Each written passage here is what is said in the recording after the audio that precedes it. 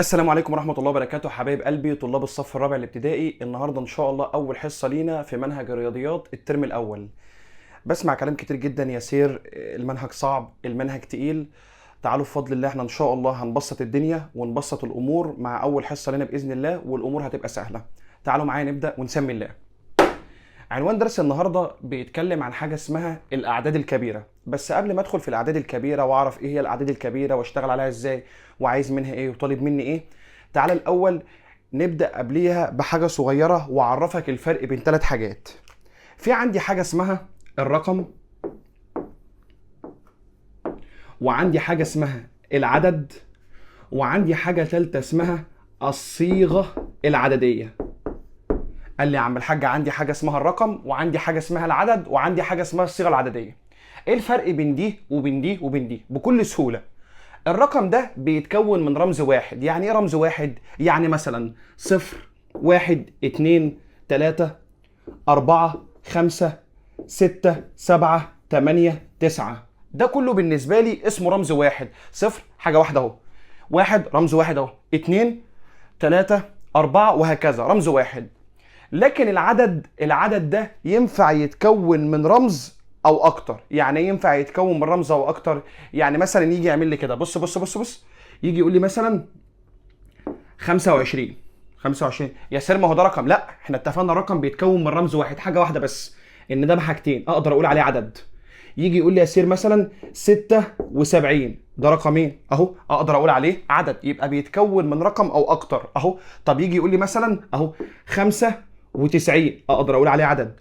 طب يجي يقول لي 7، يا ترى السبعة ده يا سير مش انت لسه متفق معايا رقم عادي؟ ما هو انا السبعة ده اقدر اقول عليه رقم واقدر اقول عليه عدد، ما عنديش اي مشكله خالص، لانه بيتكون، لان العدد بيتكون من رقم او اكتر. يبقى السبعه، التسعه، الخمسه اقدر اقول عليه عدد واقدر اقول عليه رقم. طيب تعالوا للحاجه الثالثه بكل سهوله، الموضوع سهل وبسيط. الصيغه العدديه. الصيغه العدديه دي اللي هو اقدر اكتب الرقم والعدد باكتر من صيغه. زي ايه مثلا؟ يعني مثلا اقول لك مثلا وليكن مثلا 59. 59 دي بسميها صيغه عدديه، صيغه للعدد اهو. انا غيرت، بدل ما كتبتها بالحساب انا كتبتها بالعربي اهوت، مفيش اي مشكله، بسيطه وسهله ومفيهاش اي مشكله.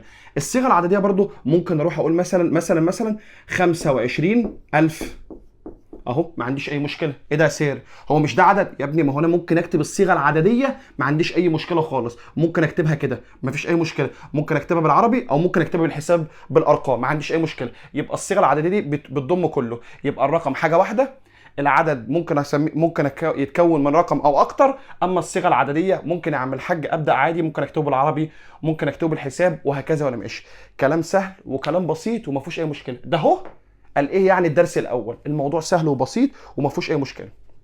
تعالوا بقى نبدا النهارده ونشوف الاعداد الكبيره ونتخانق فيها واحده واحده. ركز بس معايا قبل ما ادخل في الاعداد الكبيره والاعداد الصغيره والحاجات دي كلها. تعالوا بكل سهوله احنا هنبدا نقسم الارقام لشويه خانات كده، لشويه خانات بس كل خانه هحطها في طبق. اشمعنى؟ عشان ما حدش يطمع في الطبق اللي جنبه. سير انا مش فاهم. يجي بقى يعمل لي حاجه زي كده، صلوا على النبي. يجي يقول لي مثلا يا عم الحاج، مثلا يجي يقول لي اهو 25,337. قال لي اول حاجه انت هتبدا تعملها، بتبدا تعملها في الارقام دي، بتبدا تقسم في الاعداد دي، بتبدا تقسم العدد من على اليمين كل ثلاث ارقام مع بعض. قال لي يا عم الحاج ببدا اقسم العدد من على اليمين كل ثلاث ارقام مع بعض. اقسمه ازاي؟ قال لي يا عم الحاج بص بص بص، ادي 1 2 3 وحط علامه فاصله اهو، ادي 1 2 3. طب 1 2 لو كان في 3 كنت احط فاصله. يبقى انا ببدا اقسم، ركز معايا، ببدا اقسم وركزي معايا، ببدا اقسم من ايدي اليمين ايا يكن بقى عدد الاعداد اللي جابها لي او الارقام اللي جابها لي، ان شاء الله يجيب لي 1000 رقم. انا بقسم من على اليمين، بدايه تقسيمي من على ايدي اليمين. ايدك اللي بتاكل بيها، لو بتاكل بالشمال حرام عليك. قال لي يا عم الحاج انا ببدا اقسم من على ايدي اليمين اهو، بص بص بص بص، لا ببدا اقسم من على ايدي اليمين كل ثلاث ارقام مع بعض. طيب يجي يعمل لي حاجه زي كده، مثلا يجي يقول لي مثلا 73,624 اهو، هتبدا تقسم من على ايدك اليمين. من على ايدي اليمين 3 ارقام، عينيا يا مستر، 1 2 3 علامه اهي، وادي 1 2 وهكذا وانا ماشي. كلام سهل وكلام بسيط وما فيهوش اي مشكله. طيب وبعد ما تقسم تعالى بس نبدا نكتب رقم كبير عشان نبدا نشوف موضوع الاطباق اللي المستر اتكلم عليه ده، ويا ترى هياكلنا ولا مش هياكلنا ولا هيعمل معانا ايه. تعالى نتخانق. يجي الراجل المحترم يعمل لي حاجه زي كده، يقول لي مثلا اهو 7 مليار 625 مليون 326 ألف 275. مستر ايه ده يا مستر؟ كل ده رقم؟ مستر انا مش فاكر بيتقرا ازاي ومش هعرف اقراه. بكل سهوله بتبدا تقسم من على اليمين كل 3 ارقام في طبق. قال لي كل ايه طبق يا مستر؟ بتبدا تقسم من على اليمين كل 3 ارقام في طبق بكل سهوله. ادي 1 2 3 وهبدا احطهم في طبق لوحده يا مستر. ده بس ما علينا اهو. الثلاثه اللي بعديهم 1 2 3 هبدا احطهم في طبق لوحدهم، ماشي. اللي بعديهم 1 2 3 هبدا احطهم في طبق لوحدهم. قال لي يا مستر كلام سهل وكلام جميل وما فيهوش اي مشكله. طيب انت حطيت يا مستر كل 3 ارقام في اطباق، بس الكلام ده بعد ما تحط العلامه. احنا اتفقنا من شويه ان انا من على اليمين كل 3 ارقام بحط فاصله وعلامه اهو. بص 1 2 3 علامه، 1 2 3 علامه، 1 2 3 علامه. طب واحد ما هتحطش بقى هنا علامه، خلاص ما عادش حاجه اهو. بعد كل 3 ارقام حطيت علامه. طيب كلام جميل. اما الاقي يا مستر حوار الاطباق ده، الاطباق ده هيسهل عليك الدنيا. اول طبق انت عندك كام طبق؟ ادي طبق وادي طبق وادي طبق. طب مستر دي هسيبها لوحدها، ما تحطها يا عم في طبق. احطها لوحدها وايه المشكله يا عم؟ اهو انا هحطها بلون مختلف في طبق لوحدها ولا يهمني اهو. قال لي اول طبق على اليمين ده، الطبق ده اهو بسميه طبق الوحدات. الوحدات الاساسيه عندي اهو. قال لي يا عم الحاج ببدا اسميه طبق الوحدات. ايه الوحدات دي؟ هنشوف دلوقتي. تاني طبق عندي بسميه عيله او طبق الالوف. قال لي يا حاج ماشي ده كلام سهل. يبقى اول طبق بسميه طبق الوحدات، وتاني طبق عندي بسميه طبق الالوف. معايا؟ تالت طبق عندي بسميه طبق الملايين. قال لي يا عم الحاج، قال لي اول طبق بسميه طبق الوحدات، وتاني طبق بسميه طبق الالوف، وتالت طبق بسميه طبق الملايين. طب ورابع طبق؟ قال لي رابع طبق ده هو بالنسبه لي اسمه طبق المليار او المليارات. يبقى عندي طبق الوحدات وطبق الالوف وطبق الملايين وطبق الايه؟ المليارات. ركز معايا وهتنام مني. طيب سهله وبسيطه يا عم الحاج، ما فيهاش اي مشكله اهو. وحدات، الوف، ملايين، مليارات. كلام سهل. كل 3 بحطهم في طبق بكل سهوله وبكل بساطه. بتروح تبدا من على ايدك اليمين. تعال نفتكر بس الكلام اللي احنا واخدينه السنه اللي فاتت، اللي هو السهل والبسيط والخانات. الخمسه ده اهي لما كنت بروح اجيب خانتها او عايز اعرف هي القيمه المكانيه بتاعتها، كنت بقول اول حاجه دي الوحدات، يبقى في 5 في خانه الاحاد. ماشي يا مستر؟ يبقى ال5 انا عرفت في خانه الاحاد. طب ال7؟ قال لي ال7 يا عم الحاج في خانه العشرات. طيب اللي بعده ال2؟ قال لي ال2 ده اهي بتبقى خانتها المئات. يبقى ال5 في خانه الاحاد، ال7 عشرات، ودي المئات. لحد كده في مشكله؟ ده كلام سهل وكلام جميل. خلي بالكوا ده الطبق بتاع الوحدات اهو يا عم الحاج. دي السلطه بتاعتي اللي ببدا بيها اهو. الاحاد وبعدين العشرات وبعدين المئات. ايه حكايه الالوف دي؟ ايه حكايه الالوف دي يا مستر؟ ده انت كاتب على الطبق كله الوف. لان كل حاجه من الطبق بتبدا تاخد واحده وتكتب جنبها الوف، او تاخد حاجه وتكتب جنبها الوف. مش فاهم يعني السته ده اهي بقول عليها في خانه، ركز كده معايا. قال لي السته دي لما بحب اجيبها بقول عليها يا عم الحاج في خانه الالوف او احاد الالوف. ايه ده ايه ده ايه ده؟ يعني باخد احاد واحط الوف، كلمه الوف. طب الاثنين اللي بعديها، بص بص بص بص، الرقم الثاني كان عشرات، يبقى الاثنين ده اهي لو انا عاوزت اجيبها، قال لي يا عم الحاج تبقى الاثنين دي بالنسبه لي في خانه عشرات الالوف. ركز واصحى معايا. طيب ده كلام جميل وكلام سهل ومفيش اي مشكله. طيب لو انا عاوزت جبت الثلاثه، قال لك لو عاوزت تجيب الثلاثه يبقى الثلاثه دي بالنسبه لي اصبحت في خانه مئات الالوف. ركز واصحى معايا. قال لي يا عم الحاج اهو، يبقى دي احاد، عشرات، طبعا كلام قديم وسهل بس احنا بنراجع، مئات، الوف اهو، عشرات الالوف، مئات الالوف. طيب ده كلام جميل على نفس النمط ونفس الشكل وانا مكمل. بص معايا كده اهو. عايز اجيب الخمسه، تبقى الخمسه بالنسبه لي، هكتب تحت هنا بس عشان الدنيا تكفي معايا اهو. الخمسه بالنسبه لي لو انا عايز اجيب الخمسه اهو، هتبقى الخمسه بالنسبه لي في خانه الملايين اهو. اشمعنى يا مستر؟ لان ده الطبق بتاع الملايين، الثلاثه دول تبع الملايين او احد الملايين، مفيش اي مشكله. طيب لو انا عايز اجيب الاثنين، تبقى الاتنين يا مستر بالنسبه لي في خانه، بص بص بص بص على نفس النمط، احاد الملايين يبقى اللي بعديها عشرات الملايين. ركز واصحى معايا، قال لي عشرات الملايين. طب الستة، قال لك الستة دي آخر حاجة، أحاد عشرات مئات، يبقى الستة دي تلقائي غصب عني وعنك، قال لي يا عم الحاج في خانة مئات الملايين. ده كلام سهل وكلام جميل وما فيهوش اي مشكله. يبقى احاد عشرات مئات الوف عشرات الالوف مئات الالوف ملايين عشرات الملايين مئات ايه ده يا مستر؟ سبعه اهو. يا اما تقول في خانه اهو احاد المليارات، يا اما في خانه المليارات اهو، مفيش اي مشكله لحد كده. في مشكله؟ ده كلام سهل وكلام جميل وما فيهوش اي مشكله. يبقى انا قسمت الخانات اهو، احاد عشرات مئات الوف عشرات الالوف مئات الالوف ملايين عشرات الملايين مئات الملايين وفي الاخر مليارات. طيب مستر انا قسمت من على اليمين قبل ما احسبها بس واروح لجزء تاني.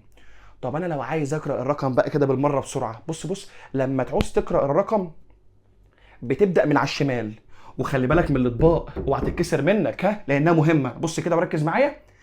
قال لي لو هبدا اقرا الاقي واحد بيقول لي ايه 257 326 الف. ايه ده؟ في ايه؟ بص بص بص ركز معايا اهو، السبعه يبقى بقول 7 مليارات او 7 مليار معايا لحد كده، 7 مليار اهو بالبلدي خالص اهو، بالبلدي خالص اهو. طب الثلاثه دول تنطقهم الاول مع بعض، بص ماليش دعوه دي اهو، بص 625 وتزود كلمه مليون، كلام سهل وبسيط اهو، 625 مليون. بص بص بص 326 الف. قال لي يا عم الحاج 326 الف 275 اهو بكل سهوله اهو. يبقى ابدا تاني رقم تاني، 7 مليار ماشي، 625 مليون 326 الف، بجيب المفرد بتاعهم اهو 275 واسكت. كلام سهل وكلام بسيط وما فيهوش اي مشكله خالص وكلام بسيط جدا. ها لو في اي مشكله ولا حاجه، طب سير انا مش فاهم، رجع الفيديو وعيده، الموضوع بسيط وسهل اهو. طيب ركز بقى معايا، تعالى نمسح ونخش على جزئيه جديده واحده واحده. ندخل بقى على جزء جديد، اجيب لك مثال بسيط وسهل وما فيهوش اي مشكله عشان نبدا نطبق. الفرق بين القيمه والقيمه المكانيه، طبعا كلام قديم واحنا بنراجع عليه. القيمه والقيمه المكانيه انا اتفقت معاك ان القيمه ده اهي بشتغل معاها بالحساب يعني بالارقام، اما القيمه المكانيه بشتغل معاها بالعربي. وخليك فاكر ان القيمه المكانيه ده اهي هو عايز يعرف هي مكانها فين، يا ترى في الدور الاولاني عند الاحاد ولا في الثاني عند العشرات، هو برج ودوار ماشي دوار، يا ترى مكانها فين. يبقى القيمه المكانيه دي هجيبها بالعربي، كلام سهل وكلام بسيط. طب القيمه حساب، ايه القيمه حساب ده يا مستر وايه؟ تعالى نفتكر مع بعض ونتذكر مع بعض. بسم الله. يجي الراجل المحترم يجيب لي حاجه زي دي ماشي، يقول لي انا عايز اعرف القيمه فين، او القيمه مثلا، او قيمه الرقم 6. هيبدا بقى هجيب لك كمان شويه صيغه السؤال ونبدا نشتغل مع بعض. يجيب لي عدد زي ده اهو ماشي، ويبدا يقول لي انا عايز اعرف قيمه الرقم 6. قيمه الرقم 6 بكل هدوء اهو، بص بص بص اهو، يجي يقول لك كده قيمه اهو الرقم 6 في العدد، هي نقط في العدد اللي عندك فوق ده. عايز اعرف قيمه الرقم 6 دي بكام بكل سهوله وبكل هدوء. خلي بالك انا شغال قيمه بس مش قيمه مكانيه، قيمه بس. قال لي يا عم الحاج حتى بيغني يقول لك القيمه المكانيه بتجيب لي حساسيه، انا ماليش دعوه بالكلام دوت. بص بص بص بص قيمه بس، بص كده معايا، قيمه بس قيمه. ده السر قال لي بالحساب يبقى انا هروح عند الست. يا ترى يا ستة انت في خانه ايه؟ بص معايا كده، احاد عشرات مئات. قال لي طالما في خانه المئات اهو هروح احط الستة وقدامها صفرين. قال لي يا عم الحاج كلام سهل وكلام جميل ومفيش مشكله لحد كده. في مشكله؟ طيب يجي بعد شويه يقول لي مثلا بص بص بص بص، يقول لي قيمه اهو ماشي الرقم اهو 7 في العدد ده اهو، هي نقط، عايز اعرف قيمته 7. انا يا مستر احنا قلنا من شويه اول طبق احاد عشرات مئات، بعد كده احاد الالوف او الوف عشرات الالوف. بص بص انا هحط السبعه زي ما هي اهي ماشي، السبعه اهي انت قلت عشرات الالوف، يعني ايه عشرات الالوف؟ عشرات 10 الالوف يعني 3 اصفار، يبقى عشرات الالوف يبقى قيمتها 70,000. في طريقه تانية سهله وبسيطه، بص كده الست قدامها كام رقم؟ رقمين، يبقى حط صفرين تبقى 600. كلام بسيط اهو. بص بص بص قيمه الرقم 7 في العدد ده، بس لازم تكون فاهم، يعني انت تحل دي اسرع بس لازم تكون فاهم اهو. 7 قدامها كام رقم؟ 1 2 3 4. قال لي قدام 4 ارقام يبقى احط 4 اصفار. كلام سهل وكلام بسيط وما فيهوش اي مشكله وكلام سهل خالص. يجي الراجل المحترم يجيب لي حاجه زي كده، يجي بقى يقول لي القيمه المكانيه اللي بتجيب لي حساسيه. ايه بقى يا مستر القيمه المكانيه دي؟ وايه موضوع القيمه المكانيه ده؟ تعالى هقول لك. القيمه المكانيه بكل سهوله عايز يعرف مكانها فين. يا ترى في انهي طبق؟ طب وفي الطبق في انهي حته في الطبق؟ يا ترى في خانه الاحاد، ولا في خانه العشرات، ولا في خانه المئات، ولا في خانه ايه بالظبط؟ تعالى نتخانق ونشوف الدنيا ماشيه ازاي. يقول لي القيمه المكانيه للرقم 3 هي نقط. استنى بقى يا مستر، هو قال لي هنا قيمه مكانيه. قيمه مكانيه يا مستر، قيمه مكانيه. السر قال لي قيمه مكانيه، مكانها فين؟ يبقى بالعربي. تعالى كده، 3 احاد عشرات، يبقى القيمه المكانيه للرقم 3 هي بص بص بص عشرات. بس موضوع تافه. طب يجي يعمل لي حاجه زي كده، يقول لي القيمه المكانيه للرقم، القيمه المكانيه مثلا للرقم 5 هي نقط. يا مستر صعبه قوي يا مستر. ولا صعبه ولا حاجه، بص كده معايا اهو. احاد عشرات مئات الوف. يبقى القيمه المكانيه رقم 5 الوف او احاد الالوف. مفيش اي مشكله. كلام سهل وكلام بسيط وما فيهوش اي مشكله خالص. الموضوع سهل والموضوع ما فيهوش اي مشكله خالص. بس اهدى وانت بتحل والدنيا سهله ان شاء الله. تعالى نمسح ونشوف مثال تاني. تعالى بقى يجيب لي مثال زي ده. والله جاب لي في الرقم ده الفواصل ماشي، ما جابليش هروح اعملها. بص بكل هدوء، ادي 1 2 3 علامه، 1 2 3 علامه، 1 2 3 علامه. لحد كده في مشكله؟ اطباق معايا، مقسم اطباق. ادي طبق الوحدات، وادي طبق الالوف، وادي طبق الملايين، وادي طبق المليارات. ده طبق الوحدات، وده طبق الالوف، وده طبق الملايين، اما ده طبق المليارات. ده كلام سهل وكلام جميل وما فيهوش مشكله. يجي يجيب لي حاجه زي كده، يقول لي قيمه الرقم 3 في العدد ده. استنى يا مستر، قيمه؟ يبقى انا شغال بالحساب والعربي. قال لي طالما قيمه يبقى انت بعد كده يبقى انت شغال بالحساب. شغال بالحساب. بص كده، قيمه التلاته. تعالى كده التلاته اهي. بص كده، احاد ايه يا ابني؟ ده انا شغال قيمه اهو. يبقى التلاته ماشي. احاد عشرات مئات الوف، عشرات الالوف، مئات الالوف، ملايين، عشرات الملايين. بص بص بص بص، انا بقول ايه؟ عشرات الملايين يبقى احط 3، عشرات يبقى احط 0، الملايين يبقى احط كمان 6 صفار اهو. كلام سهل وكلام بسيط وما فيهوش اي مشكله. من كل 3 حط علامه. طب مستر انا في طريقه ثانيه عندي سهله. قول يا ابني اهو. احط 3 وقدامها دي 1 2 3 4 دي 5 6 7، يبقى احط قدامها 7 اصفار. كلام سهل وبسيط وما فيهوش مشكله. تعال، القيمه المكانيه للرقم 2 في العدد ده. قيمه مكانيه يبقى انا شغال بالعربي يا مستر. طالما قيمه مكانيه يبقى انت شغال بالعربي. تعالى كده للعدد 2. تعالى كده، احاد عشرات مئات. طب ما بتتعبش نفسك، مش دي اهو. بص الطبق بتاع الملايين، احاد الملايين، عشرات الملايين، مئات الملايين. يبقى القيمه المكانيه للرقم 2 في العدد ده هي مئات الملايين.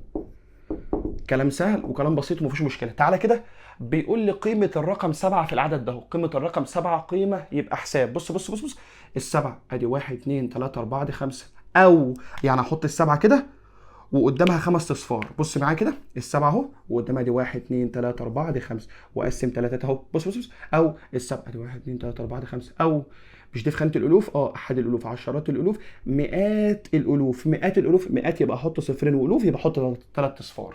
كلام سهل وكلام بسيط. تعالوا اخر واحده، القيمه المكانيه للرقم 7 في العدد ده. عايز اجيب القيمه المكانيه للرقم 7. سهله وبسيطه وما فيهاش حاجه. قيمه مكانيه يبقى شغال بالعربي. تعالى كده، السبعه ده انا لسه قايلها اهو، دي احد الالوف ودي عشرات الالوف. يبقى القيمه المكانيه للرقم 7 مئات الالوف. كلام سهل وبسيط وما فيهوش اي مشكله. ما تيجوا بالمره كده نقرا الرقم. بص بص، 8 مليار بالبلدي خالص اهو، 235 مليون 756 الف و14. معايا لحد كده؟ ما لاقيش واحد بيقول لي بقى و014. ما فيش حاجه اسمها 0. انت عندك 010 فودافون، 015 وي، 012 اورنج معايا، انما عندي 014. ما حدش يستظرف يقول لي 014 دي 14 لان الصفر على الشمال فرده جزمه ملوش لازمه. ده كلام سهل وكلام جميل وما فيهوش اي مشكله. كلام بسيط وكلام سهل. تعال نمسح ونروح لجزء تاني. يجي بقى الراجل المحترم يجيب لي سؤال زي ده، يقول لي كون اكبر واصغر عدد باستخدام الارقام التاليه، ويجيب لي شويه ارقام. سؤال سهل وبسيط وما فيهوش اي مشكله. حلو.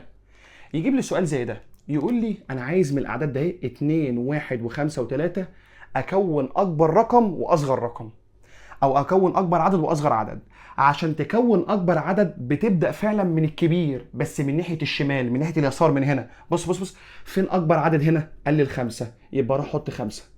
بص كده. طب فين اللي بعده؟ قال لي 3، هروح احط 3. طب فين اللي بعده؟ قال لي 2، اروح احط 2 وبعد كده اروح احط 1. بص كده عشان لما تيجي تقراه يبقى 5321 اهو. كلام سهل وكلام بسيط وما فيهوش اي مشكله. طب بص كده معايا، عايز اجيب اصغر عدد. اصغر عدد نفس الكلام، هبدا بالصغير بس من ناحيه اليسار. قال لي يا عم الحاج اهو، بص بص، اصغر عدد يبقى هبدا بالواحد، بعد كده 2، بعد كده التلاتة، وبعد كده الخمسة. كلام سهل وبسيط وما فيهوش اي مشكله. ها، يبقى لو قال لي اكبر عدد هبدا بالكبير من ناحيه اليمين، لو قال لي اصغر عدد هبدا بالكبير من ناحيه اليسار. كلام سهل. طب تعالوا بقى مثال زي ده. يقول لي انا عايز اكون اكبر عدد. ايه المشكله يا عم؟ ولا يهمني. بص كده واصحى معايا اهو، عايز اكون اكبر عدد عينيا اهو. هتبدا بالكبير. الكبير اللي هو كام؟ 9، وبعد كده 7 ماشي، وبعد كده 5، وبعد كده 3، وبعد كده 0. مفيش اي مشكله اهو. يبقى اهو كلام سهل وكلام جميل. 97530. طب عايز ابدا باصغر عدد، الاقي واحد بيعمل لي وانا عبيط يا مستر. بص كده معايا، ادي 0، وبعد كده 3، وبعد كده 5، وبعد كده 7، وبعد كده 9. اقول له اقرا، الاقيه بيقول لي ايه؟ 0,000. 0,000 ايه؟ مفيش الكلام ده خالص. امال ايه؟ قال لي يا عم الحاج لو بدات من الصفر ما ينفعش، لان الصفر على الشمال بيقولوا عليه فردة جزمه ملهوش لازمه. ركز كده معايا، لو لقيت الصفر دايما اللي على الشمال، بص بص بص، بتاخده وتدخله قبل الثلاثه هنا. يبقى عشان يبقى الرقم بتاعي او العدد بتاعي اهو، يبقى 30579. يبقى لو انا لقيت الصفر على الشمال اهو، باخد الصفر من هنا ادخله هنا. قال لي يا عم الحاج وابدا بالثلاثه، عشان الصفر على الشمال فرد الجزمه ملوش لازمه، ما ينفعش. كلام سهل وكلام بسيط وما فيهوش اي مشكله. كلام سهل. قال لك لو جه طلب وقال لك بص بص بص بص، اخر حاجه معايا كده، اصغر ماشي عدد مكون من 7 ارقام. عايز اجيب اصغر عدد مكون من 7 ارقام. لما يجي يقول لي اصغر عدد مكون من 7 ارقام، بص بص بص بص اهو، يبقى اللي هو الكام؟ اروح احط 6 صفار واحط الواحد اللي هو المليون. طب يجي يقول لي اصغر عدد مكون من، قال لي اصغر عدد مكون من 10 ارقام. 10 ارقام بحالهم مستر؟ ولا يهمني، احط 9 اصفار اهو، واروح احط الواحد اللي هو المليار. درس سهل وبسيط وما فيهوش اي مشكله. وانتظرونا ان شاء الله في اللي جاي، والسلام عليكم ورحمه الله وبركاته.